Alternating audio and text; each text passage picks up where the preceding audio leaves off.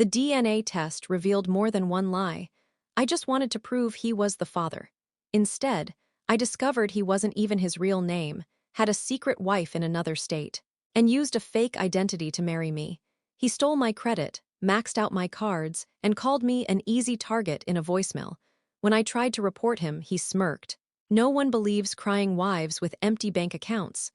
But then his other wife found me and together we exposed everything. When I opened that envelope, I swear I stopped breathing. The words blurred, and I felt my heart pound like it was trying to escape my chest. The test said the baby wasn't his. Not just that, it said the DNA sample I sent for him didn't match the one on record under his name. At first, I thought I'd messed something up. Maybe I'd labeled it wrong. But when I looked again, I realized the company had flagged it. The identity didn't exist in any database tied to that social security number. I'd only taken the test to shut him up. He'd accused me of cheating because our daughter didn't have his eyes. I just wanted to prove him wrong and move on. Instead, I found out the man I'd been married to for 5 years wasn't who he said he was. His name wasn't Ryan Cole. His driver's license, social, even his job background, it was all fake. When I tried calling him at work, the number went straight to voicemail. By the time I got home, he was gone. His clothes, laptop, even the framed wedding photo on the wall, gone.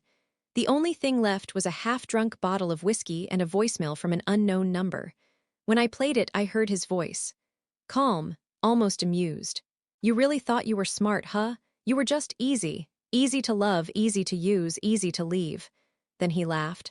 "Don't bother calling the cops. No one believes crying wives with empty bank accounts." I remember sinking to the floor. My bank account was already half empty because of a business investment he'd convinced me to cosign. My credit cards maxed, my savings gone. He had access to everything. And now he disappeared into thin air. The police said it wasn't identity theft because he was my husband. They called it a civil matter. I didn't even know what that meant. For 2 weeks, I barely left the house. My daughter kept asking where Daddy went, and I kept saying he was working away. But every time the phone rang, my stomach turned. I didn't know what was real anymore. Then one night around 2 a.m., I got a message request on Facebook. A woman named Mara. Her profile picture was her and Ryan. Same smile, same face, different state. She wrote, "I think we need to talk. He's my husband too." I just stared at the screen. My hands were shaking. And when I clicked on her profile and started scrolling through her photos, I saw something that made my stomach drop. A picture of her holding a baby that looked just like mine. When I met Ryan, I was at my lowest. My mom had just died. I'd moved from Denver to Kansas City for a job that barely covered rent, and I was done with dating apps. He found me at a coffee shop, literally bumped into me and spilled my latte. He paid for another one, sat down, and talked like we'd known each other forever. He had this calm, confident way about him. Said he worked in logistics, which sounded boring but safe.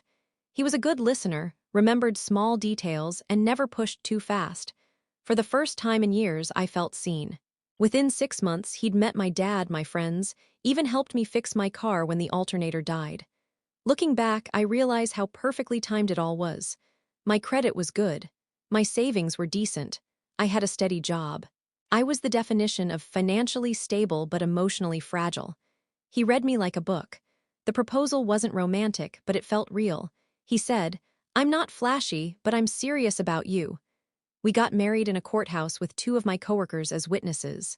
No family, no friends of his. He said they all lived out of state. A few months in, little red flags started showing up. He'd get calls and step outside to take them. He said it was work, but once I overheard him say, "Yeah, I told her the Kansas story, don't worry." When I asked who it was, he smiled and said, "Client stuff, you wouldn't get it." He had weird rules about money. Wanted our accounts merged for efficiency. He said it was just easier if everything was under one name for tax reasons. I trusted him. He was my husband after all. Then came the investment. He told me his logistics firm was starting a side business, and they needed a quick loan under my name since his credit was locked up from an old business deal. He showed me fake documents, logos, emails, everything looked professional. I signed. It wasn't until I started getting calls from a bank I didn't recognize that I realized something was off. He brushed it off, said it was a mix-up. A week later, he bought himself a new truck. I asked where he got the money. He said, "Don't worry, I paid it off already." But he hadn't. He'd used my name. Still, I stayed, because he was charming. Because he made me feel like we were building a life. Because when I got pregnant, he cried. He kissed my stomach and said, "This is it, our forever." I thought the DNA test would be a formality, just proof that he was overthinking. But now, after hearing from Mara, I realized everything he ever told me might have been part of a bigger plan. I called her. She sounded tired, like she'd cried for days. When I told her about the DNA test, she went silent. Then she said, "You're not the only one. He's done this before, he's done it to others." I asked her what she meant, and she said something that still makes my blood run cold. He doesn't just lie about his name. He collects people like us. Mara and I talked for hours that night. She lived in Oklahoma City, married to him for 3 years. She had a son who looked just like my daughter. When she found out about me, it wasn't through social media. It was through a debt collector who called her asking about a loan in my name. That's how she found out there was another Mrs. Cole. We started comparing details. He'd used the same fake company, the same story about locked credit, even the same proposal line. It was like he had a script designed to hook women with steady lives, good credit, and soft hearts. Mara sent me a photo of their wedding certificate.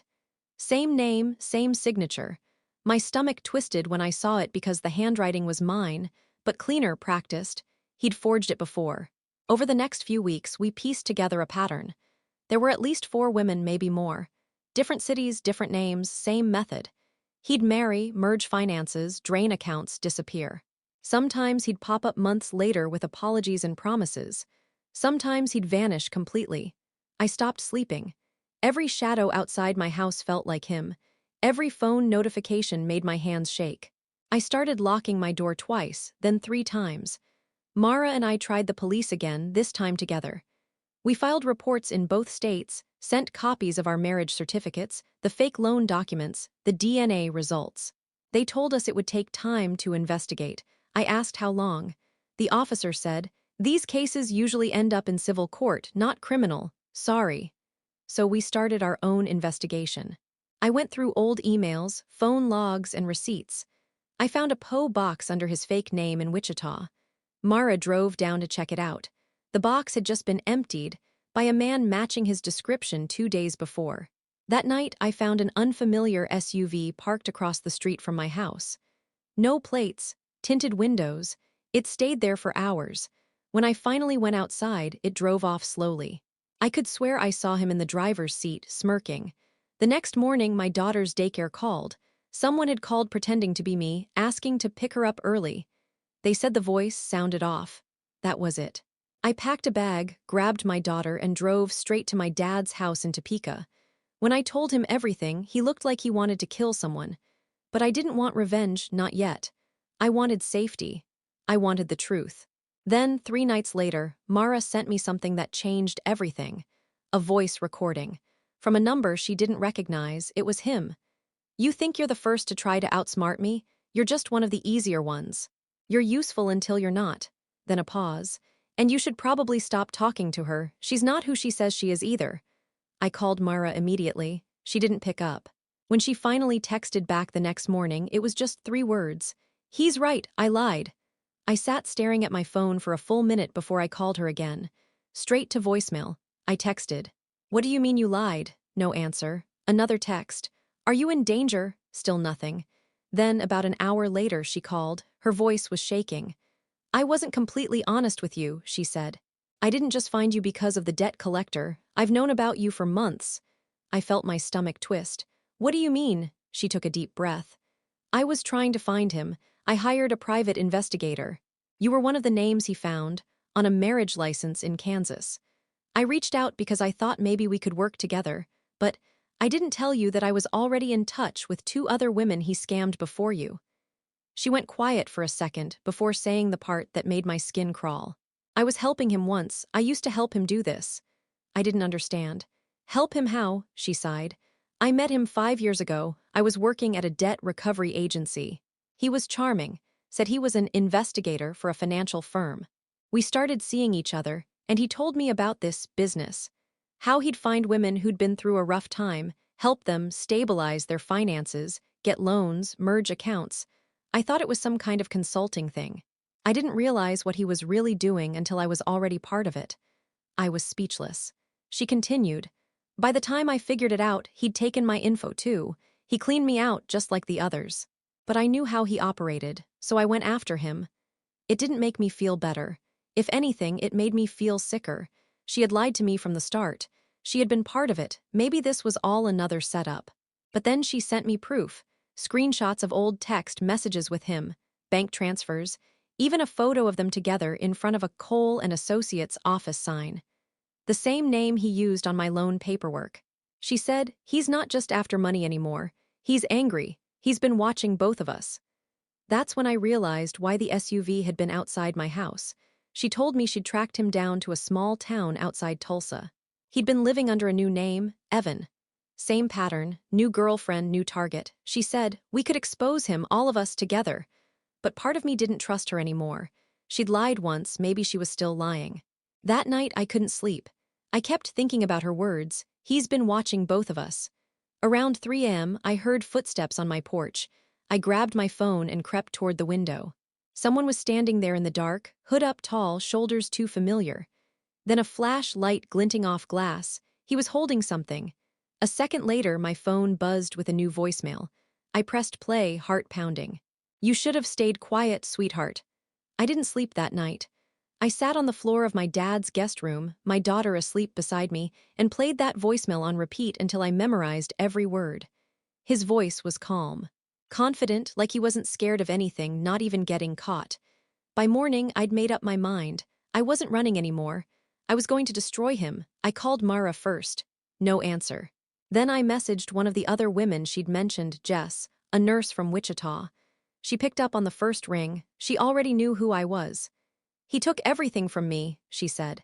If you're really serious about getting him, I'm in. We started a group chat with Mara and a third woman, Elise, from Omaha. All of us had one thing in common. We'd filed police reports and none of them had gone anywhere. He was too careful, fake names, fake companies, fake everything. So we made a plan. We'd bait him. I still had his old emails, including one that mentioned his business. Jess had an old client list from when he used her credentials for a fake consulting site. We set up a new identity, a fake woman he might see as his next mark. Wealthy, divorced, new to town. Mara helped design the social media account, polished, lonely, exactly his type. We knew he liked to use dating apps as his entry point, so we made a profile and set the location to Tulsa, near where he was hiding as Evan. It didn't take long. 3 days later, he swiped right. Same charm, same lines. He even used the same favorite movie he'd told me years ago. We started collecting everything. Screenshots, messages, the fake business pitch he sent her, the bank account he asked her to verify. This time, it was our account. One linked directly to a law enforcement contact Jess knew from her hospital's fraud unit. Mara was nervous. If he finds out, he'll come after us. I told her, he already has. Over 2 weeks, we built our case. Photos, audio clips, copies of IDs he'd forged. It was enough to prove a long-term fraud and identity ring if we could get him to make one financial move under his alias. The night before we were going to spring it, I got a call from a blocked number. You really think you're the first one to try this? My throat went dry. You're not hard to find, baby. You still live like the same girl who wanted to be saved. Then silence. I hung up and texted Mara. No answer. I tried Jess, nothing. Elise, nothing. At 2:41 a.m., a message came through from Mara's phone. It was a photo of me sitting in my dad's driveway, taken from outside, and underneath a single message, plan canceled.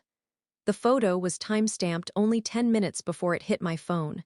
My hands were shaking so bad I could barely hold it. I looked out the window, nothing.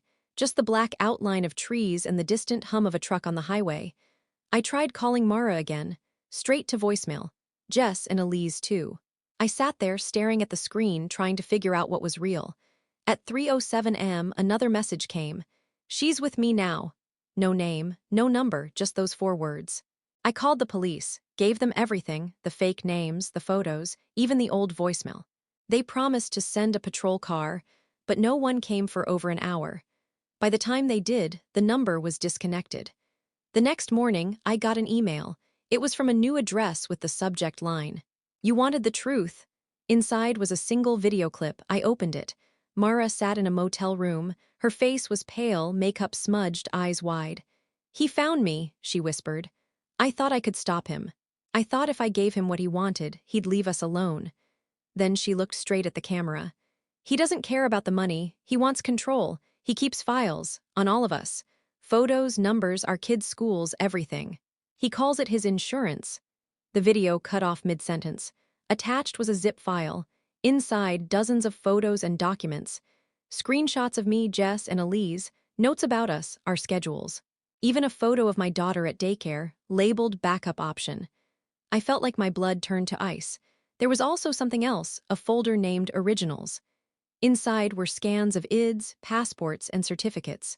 But one of them stood out. A birth certificate. His, only it wasn't for Ryan Cole. It was for Evan Marcus Cole, Jr., born in 1987. Father, Evan M. Cole, Sr. Mara had said he was using Evan as his new alias. But this wasn't fake, it was real, which meant all his other identities were built off his father's name. The problem? His father was still alive. I Googled the name, and it popped up instantly, Evan Cole, Sr., owner of a private investigative firm in Missouri. Everything suddenly clicked. The access to information. The perfectly timed coincidences. The way he always knew how to make his stories believable. He wasn't guessing, he was trained. He was his father's son. Literally. And then I saw the final file, a recording transcript. His father talking to someone, the name redacted but the voice notes clearly labeled. Client, EMJR. "You want to disappear again? Fine, but clean up your messes first. You can't keep playing husband forever."